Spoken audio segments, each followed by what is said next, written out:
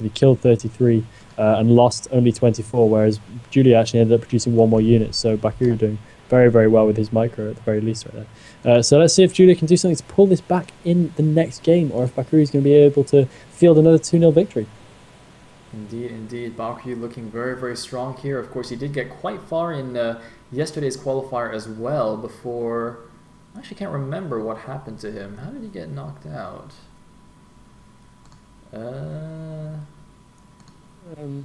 Technics? Yes, that's right. A ZVZ to Technics. Yeah, that's the one. I was thinking, who was really good yesterday? Terra?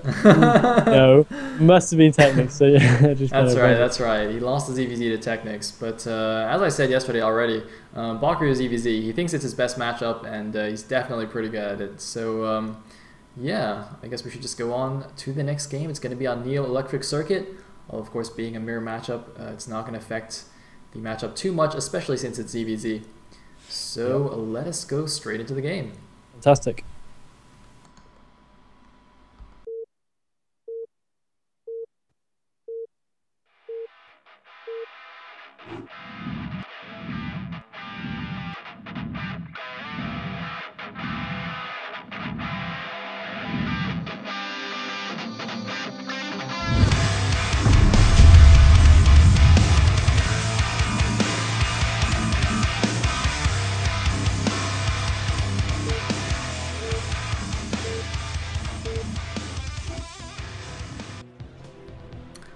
Alright, spawning as the orange Zerg at the top right corner of the map, we have S.A-Julia, and at the bottom right as the teal Zerg, LRM Bakuryu, the mustache Zerg.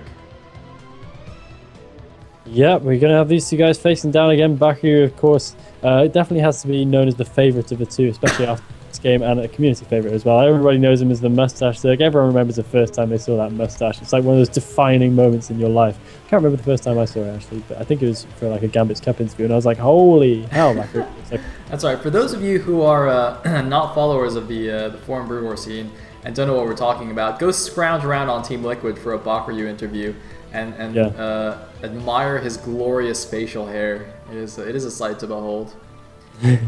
Yeah, and scrounge hard, because you're going to enjoy what you're going to see. Bakuryu, he looks good, man. He looks good. That's actually high praise coming from a guy like you, Elegant. You give me too much credit, Mr. Sale, too much credit. I'm going to get embarrassed. I'm going to have to talk about the game right now, otherwise I'm just going to go so red. Both these guys looking like they're making ready to go for an overpull, both simultaneously. But once again, we do have the drone going out for Julia. It's really interesting, but it kind of backfired last game. We saw that he actually lost that drone very early on. Yeah, what? This is, where? Wait. Oh, he's lost? He's lost? Oh, no, I think he just right-clicked to the bottom right, and I was getting stuck on the pathing. Yep. Always fun. such a vindictive laugh, but yeah. That's Dude, no, the best thing ever was I once played somebody on Outsider who had never played Outsider before and didn't know the map. So when you right-click your opponent's main, your worker actually goes behind your base into the minerals and just can't get to your opponent's base. Oh my god! We have overhatch from Bakuryu and a gas steal from Julia. What the? Yeah. Have you ever seen this in a ZVZ? I didn't even know he was there. What if Bakuryu wasn't even there? What if Bakuryu was at the bottom left? I think he's just kind of chancing it. What? And he's saying, "Wow, okay, cool." So Bakuryu going for the 2-hatch option. So that probably means that Julia's going to have to deal with a fair number of lings. Although these lings are going to be very, very late on speed, so this could actually work out quite interestingly for him, I'm going to say, because once again, hedging my bets and remembering what I'm doing right here. I'm throwing down another hatchery in his choke point. Julia looks like he's making ready to defend. This could actually turn out to be a very lucky but very interesting play from him if it does indeed come off. And Bakuryu's going for a third hatchery. He's basically doing, he's like, oh, I can't get gas. I'm just going to do the buy great build and go for 3 hatches. And the thing is, Julia, I think, was expecting Bakuryu's response to this to just be like a slowling all-in or something. So he's built a hatchery at his natural choke point here to wall it off. So he can build like a sunken colony to the right of that hatchery and try and make like a complete wall. which I don't even know if it's possible, but I think that's probably what he's thinking now, because he's attacking immediately. He's not going for speed, because that wouldn't make any sense here. He wants to attack as fast as possible, because he knows Bakuryu's tech is going to be super, super slow, which is the correct decision. And but Bakuryu's response here, I really like this. So for those of you who don't know, the Buy Great build is really, really cool. It basically well, obviously it was created by Buy Great. It's named after him, of course, in an MSL where the top 4 players were actually all Zergs. So so he started coming up with all these kind of wacky builds and like hive level play, which we really didn't see in ZVZ at that time. Only a couple players, like basically him and Zero, were doing that. And in that finals, one of the builds, or actually he might have been before the finals, but basically in that MSL, you know, one of the builds he pulled out was this like 3 hatchery build, which was really unusual at the time. In ZVZ, basically, you know, it stays so low eco and kind of so high intensity with Zerglings and mutas running around that, you know, you rarely go above 2 hatches, especially not before getting your lair.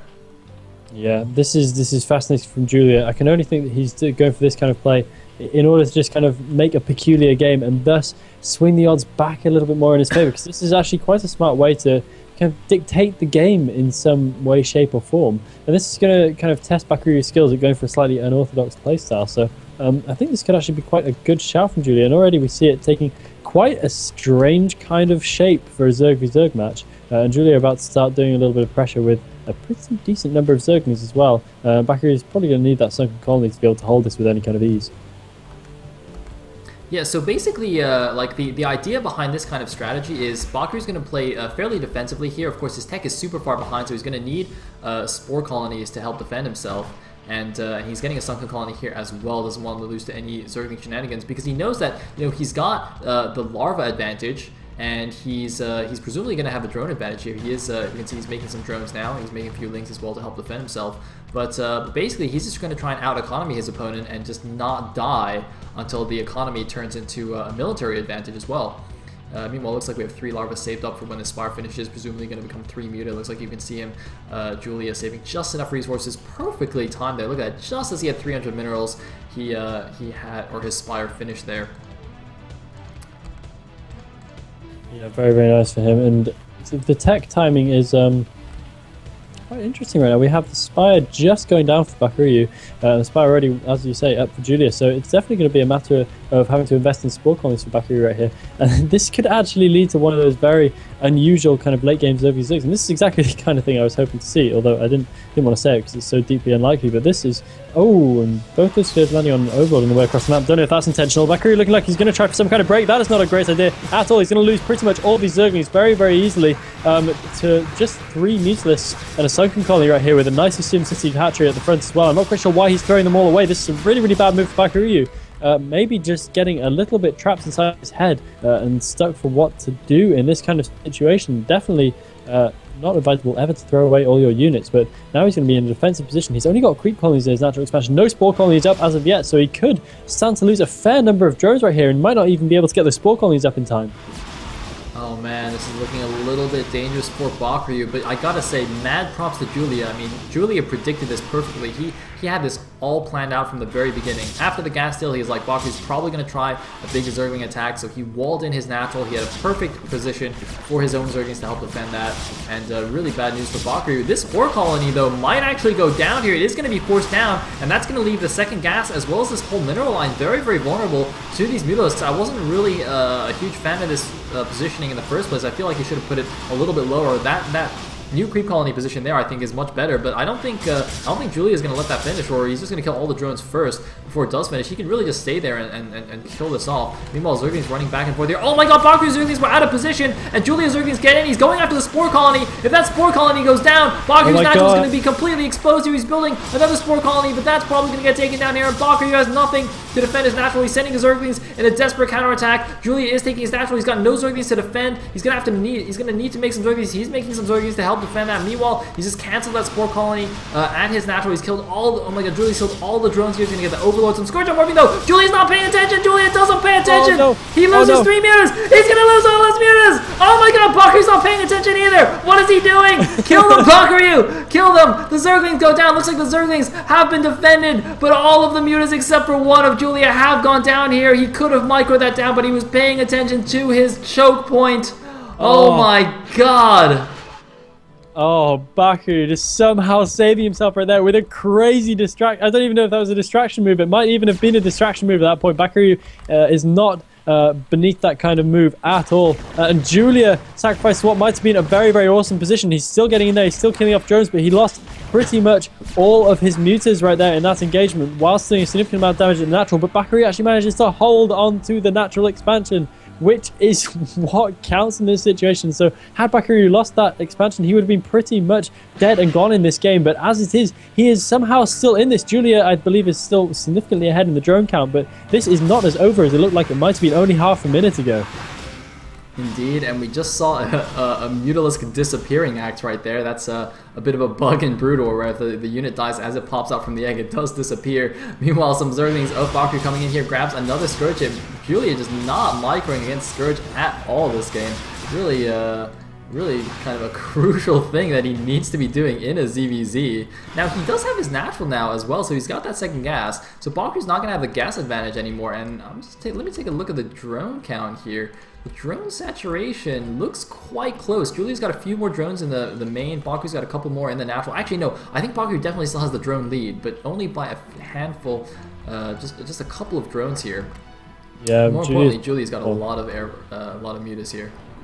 Yeah, he really does. He's going to be able to get in and take out that gas at the very least. He'll still take out that creep colony very, very easily. There's no way that's going to be a useful spore colony anytime soon. And he's got free reign over that gas, so Bakuryu won't be mining off that anytime soon. But he is going to have another spore colony up in a fairly short order, so shouldn't be too much of a delay for him on that. Ooh, managing to get in there, nearly snipe off a drone or two. Julia trying to get the positional advantage in Bakuryu's natural. He might be able to grab it, might be able to land some hits on the Mutalisk while he's at it. Good job right here from Julia. He continues to play a smart game and continues to try and hammer home his advantage. Indeed, he does. Bakuryu now getting some mutas of his own to help defend this. I don't think he has enough though, and they're also split up. He's got to be careful not to run into the Scourge. Bakuryu doing a good job of avoiding the Scourge here. Julie trying to reclump his Mutalisks, get some more hits off. He's just killing more and more Scourge here. Oh. The Spore's not perfectly positioned there for Bakuryu.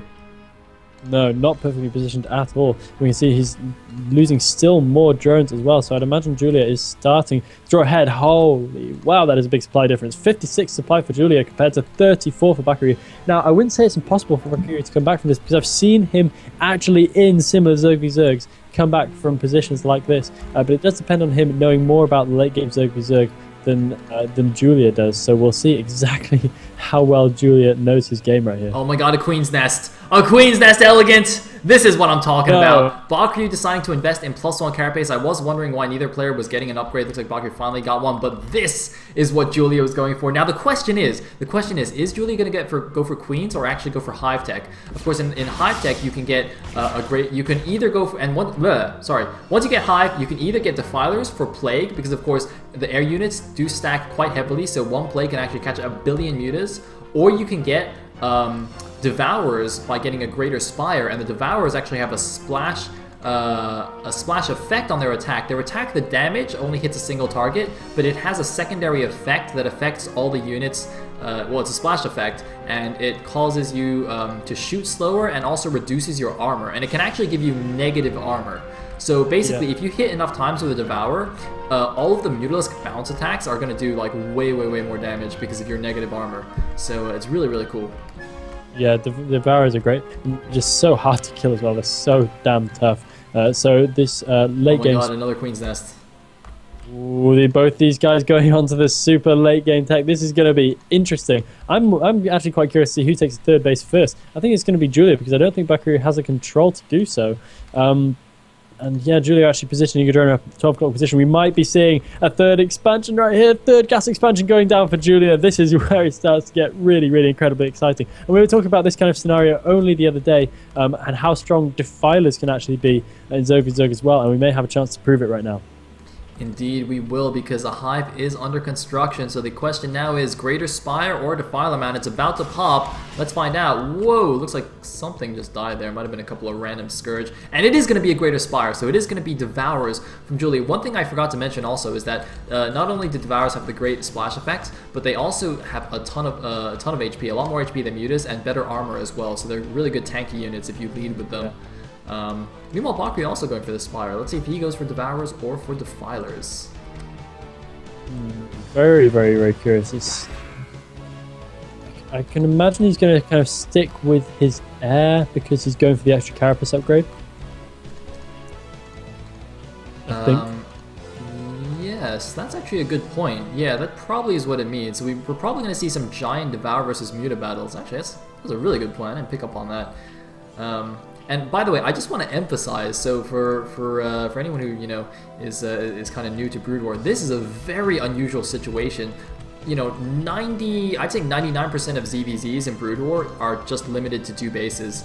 They're kind of like the early days of PvP in StarCraft 2, where you just kind of like on 1 base and just do a micro war, and that's about it. And that's quite oftentimes what happens in Brood War's ZVZ, but so to see this actually going to Hive is really, really cool to see all these masses of units. We're going to see some spectacular air battles here in a moment. There is also a Defiler Mound from Julia here, going both tech paths here, so going to have the Devourers for that splash effect, the armor reducing effect, and going to be able to plague his opponent's air. This is going to be very exciting, and Bakuryu's going to get his 3rd gas at the 6 o'clock.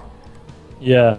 I mean, this is going to get seriously crazy because both these guys are going to be sporting huge armies. And in this kind of scenario, it's one of the few scenarios in Brood War where I actually find it hard to tell who's going to win a given battle in terms of just pure numbers. And so it can get really, really dicey as long as this goes on. Although, at the moment, I've definitely given the advantage to Julia in terms of numbers. He's got way more mutants. He's got Devourers out on the map as well, so I think he's looking good. But Bakuryu will know this, and Bakuryu will be knowing that he cannot engage at this point and that he needs to at least get another base up and running and get producing before he can actually make any kind of decent engagement. But having said that, Julia looks like he wants to expedite things a little bit and is moving out with his enormous cloud of mutas right now. And Bakuryu splitting off a muta force from his main muta force, and that could be a very, very crucial decision. He stands to lose all of those mutas if Julia gets into a good enough position in time. Okay, Bakuryu is collecting himself together, but I still think Julia will have the upper hand in any kind of engagement. Now, Bakuryu crucially has +2 carapace, so even though he doesn't have any Devourers yet, he's got a very, very nice armor bonus, and that's going to basically apply to a lot of times, because that's not only going to help against the initial shot from his opponent's mutas, but also against the splash damage. The Zerglings of Bakuryu going out to counter. It looks like Bakuryu just cancels the hatchery, doesn't bother committing his Air Force to save it, or probably feels that he doesn't actually have enough. He's at 91 supply against 123, so yeah, he's probably right about that. And one thing I did want to point out also is that Bakuryu has a lot of static defenses in his main base, a lot of spore colonies, whereas Julia doesn't have anything. So if it does turn into some kind of weird base trade, Bakuryu will have the advantage. And given that he is behind on supply, that is a fairly likely situation. But this 12 o'clock hatchery isn't going to go down. A bunch of Zerglings spawning at the last second. It's got 100 HP left. He's morphing it into a lair. No, it does stay alive. And when the lair finishes, it will give it additional HP as well. Yeah. Wow. Yeah, I think taking it to a lair is definitely the right decision. That was so close. Little bit lax right there for Julia, and he's going to have to be very, very careful with that building for a little while now, because it's going to be very snipeable from Bakuryu's point of view. Bakuryu is managing to take some control for himself and is morphing a significant number of Devourers as well. So he's preparing for the big engagement too, and I'm still finding it hard to decide who's really going to be able to take this one in the end. Oh man, I'm not sure about this many Devourers. One thing you have to be careful of is getting the balance of Devourers and Mutalisks right, because Devourers don't actually have very high DPS. You mainly want them for their splash effect and to tank damage. The Mutas are actually going to be the ones that actually have all the DPS once that effect is applied, because their bounce damage things are actually going to benefit from the armor, the negative armor as well. So they're going to do a ton of damage. The Devourers are not going to do a lot of damage. So actually, like, if you just because they're the Greater Spire unit and you morph a lot of them, oh my god, the Lair's going to go down. No, the lair finished. It finished. It had 20 HP left. Bakuryu tried to snipe it before the lair could finish, but it finished, and now it has 565 HP, and it looks like we might have a big engagement here. The Devourer's leading the way, getting the big clump of Mutalisks. Bakuryu trying to spread his Mutalisks to minimize the amount of splash effect, but at this point, I don't think it matters. I think he should just commit here. 9 acid spores mean these Mutalisks are minus 9, but a plague on all the Mutalisks. Bakuryu has gotten plagued. I think that might seal the deal here. Bakuryu loses everything. The critical Defiler had just enough energy 4 Devourers left for Bakuryu. That is nothing. Julia left with almost everything. Bakuryu gonna try and kill this lair, but he's not gonna do it. Bakuryu is completely dead now. Oh my god, what an engagement. That is literally the most ridiculous play I've ever seen in my entire life. Bakuryu is taking engagement up at the 12 o'clock position, but he lost so many muses right there. That is the craziest play I've ever seen. That I have no words for that one. That was just out of this world. And Bakuryu is now losing his 6 o'clock base. However, he is going to put on a bit of pressure up at the 12 o'clock. He might actually be able to kill that lair off, although those lings going in might get headed off by those muses. Although having said that, the muses are moving out. It looks like Julia is going to lose that lair at long last. There's pretty much nothing he can do about it right now. Pulling the drones off the line to try and defend that, but it's not going to be. No, it's not going to be enough. Quite. Very, very almost though. So both these guys going to, oh no, excuse me, Julia has another base at the top left hand corner, so he's still going to be able to take home that advantage. Wow, what an engagement that was. Oh man, Bakuryu is fighting on though. He's making more Zerglings. I mean, he's down at 50 supply against 115. I'm all for making crazy comebacks, but this is just a little bit too crazy. If this does happen. Yeah, absolutely ridiculous. That engagement was so crazy. I had to laugh after watching, you know? Yep. Yeah. What the hell am I seeing right here? That's the kind of play I always wished for. I just didn't even notice the Defiler was there at all. I was just like so focused on the Devourers. And by the way, we have a queen. Ooh, yes, we do indeed. Presumably for ensnare, because now Julia will know that once he gets the engagement, he can take it home with pure numbers advantage. So he doesn't want to give Bakuryu the chance to retreat, so he just wants to throw down the ensnare and take the engagement right there and then. And I think that's a very, very sensible decision from him indeed. And it's just one of many sensible decisions he's made in this game, including going into Bakuryu's back expansion right now. This is going to be good for him, especially if he can get the ensnare off at the same time while Bakuryu attempts to defend this. But the Devourers are going to come in and are going to start dealing damage to those muses, and it looks like the muses are actually going to back off for now. Why did he actually run away? What's he waiting for? Oh my god, he's making Guardians. Oh my god, Julia is making BM Guardians. There is no reason to make Guardians in a ZVZ unless you're Cole and you misclick. Yeah. Man, that was an amazing game. But anyway. Memories. This is completely uncalled for. Oh man, Bakuryu's gonna see this. I mean, to be fair, he is ranging down the spore colonies, but with the amount of mutas he has, he could like one-shot the spore colonies anyway. Yeah. So he is just doing this completely for the lulz. Yeah, this is pretty gratuitous from him, but why shouldn't he have his fun at this point of the game? He has played this so spectacularly well. I have been overawed by how well he's done this from the very beginning, from the slightly lucky opening, which he definitely planned for, by the way, into this absolutely superb late game Zerg v Zerg match, which I absolutely did not see coming. He's actually losing quite a lot of his mutas by there, but he's got a reinforcement bunch of mutas to come in and seal the deal. He's going to be able to finish off Bakuryu's Devourers right here, I would imagine. His queen's still unable to do anything as of yet, but he's going to be able to clear up those spore colonies, and he's continuing to produce lots of units. He's got a couple more Defilers ready and waiting. He's got a whole bunch more Zerglings coming in as well. It looks like the Zerglings are actually going to meet in the middle of the map. Yeah, Bakuryu just losing the rest of his air, losing all the spore colonies there. I mean, he's trying to hold on here, but he's still down 50 supplies. Just running around with Zerglings, trying to be efficient, but now there's sunken colonies at all of Julia's expansions, so really not going to be able to do anything here. Not even, forcing Julia to waste any APM and multitask on that. Looks like an ensnare finally goes down. It doesn't really matter too much. It's just a couple of mutas, and is Bakuryu going to clean that up? What? What? Are you kidding me, Bakuryu? And Bakuryu's Defilers now as well. Wait.